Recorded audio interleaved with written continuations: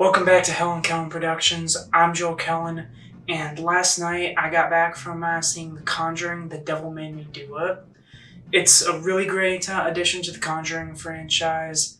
The film really tries to reinvent the genre, and by that I mean where in the previous two Conjuring movies, it was the series took the haunted house concept, where it was pretty self-contained. There was really just a single location to where all the demonic activity was at, whereas this one takes on a more detective thriller, sort of, with many of the horror elements still kept in. The story revolves around the trial of Arnie Johnson, where in 1981 he was tried for murder, and while in court he pleaded not guilty, saying that the devil made him do it, which is where the title comes from.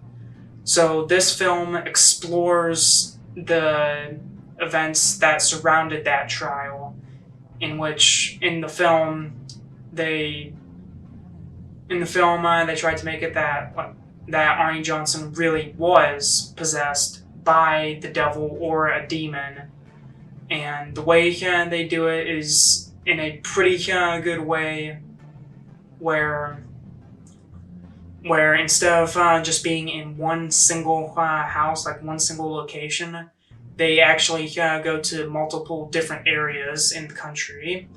The movie starts out in Connecticut at this house where a little boy is possessed by the demon before the demon latches onto Arnie. But then the case ends up taking Ed and Lorraine Warren all the way to Massachusetts. From there, the film kind of jumps to all these different places. There's one point that takes place inside a funeral home, where Ed and Lorraine are investigating the body of a girl who went missing. They end up at this one house of a retired priest who is played by John Noble, where he gives them little bits of information. And then there's even a scene that's underground where they figure out where the main villain is hiding. And speaking of the villain, another way that this movie kind of tries to reinvent itself is that the antagonist is pretty different from the first two movies, where in the first two Conjuring films, the villain was the ghost of an evil witch or the demon nun Valak. But in this one, they used a human antagonist. The villain was a Satanist or occultist, but they were still very much human. The acting was great. Patrick Wilson and Vera Farmiga, they did a great job playing as the Warrens, given that this is technically their fourth film, if you include Annabelle Comes Home. The rest of the cast does a pretty good job. John Noble, again, is a standout role for me, although that's because I know him well from the Lord of the Rings movies, but also as voicing Demon Mollis from Legends of Tomorrow, and he even had a cameo in The Boys as Billy Butcher's father. So he's a well-known actor that I'm familiar with, and it was nice to see him in another movie. The actor who played as Arnie Johnson did a pretty good job in portraying a guy who's basically tried for murder, but he was possessed by a demon, and throughout the film, it kind of tries to get into his head, where he's kind of spiraling out of control, even in prison, where to the point where in the film he physically looks like he's getting sicker and sicker, whether it's from insomnia or whether it's just straight up from the demonic possession. By the climax of the film, he looks like he should be in the ER. The actress who plays as the main villain, the occultist, she does a great job being an intimidating antagonist who feels like a very real threat to the Warrens. Where in the previous two movies, with Valak and that witch Bathsheba. I never really felt like there was anything dangerous about them because, like, they're demons. They're not actually real. To me, it felt obvious that the good guys were going to win at the end of the film. But with this occultist, the fact that like she was a human villain, in my opinion, made her like even more evil than the previous two entries villains. It actually felt like she was gonna be a legitimate threat against Ed and Lorraine, especially with some of the things she does towards the back half of the movie.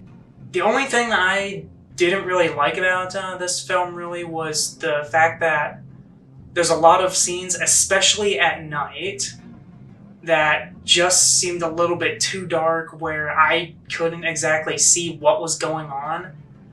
Although maybe that was also because I saw this movie in theaters where the lights were all off. One more thing that I didn't really like is the fact that I feel like the movie relied on a lot of jump scares. And it's kind of a shame because I'm pretty sure that this movie had the highest budget out of the three Conjuring films. It certainly felt like it, especially when they were jumping around from location to location to like prove Arnie's innocence. But it felt like it relied a little bit too much on jump scares. I don't think they had as many jump scares as the second film did, in my opinion. Although it was still a lot. There were a few scares that were slow and well earned. Like, there's a scene where the occultist is just staring out the window where you would actually have to pay attention to that window to know that she's there. But other than that, the jump scares are used where, like, it's a really high-pitched noise that just makes you jump in your seat. And it's a shame, really, that they did have to go there.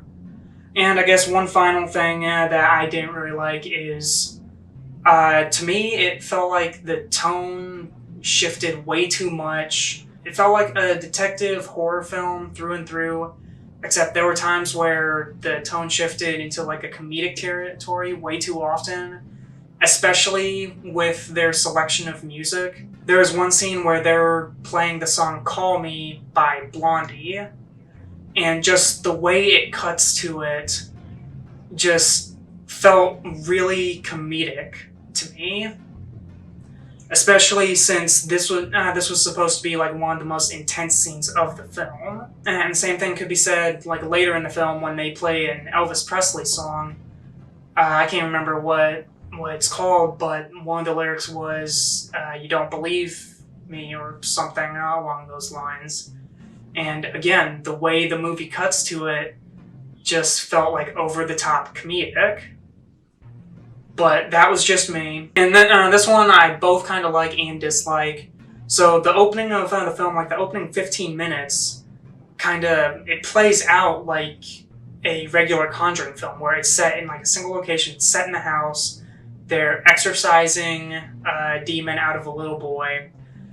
And it actually felt like an homage to the original Exorcist film, especially with the way they shot the scene where the priest eventually does show up, and he's looking up at the house, and he's wearing like that coat and that hat.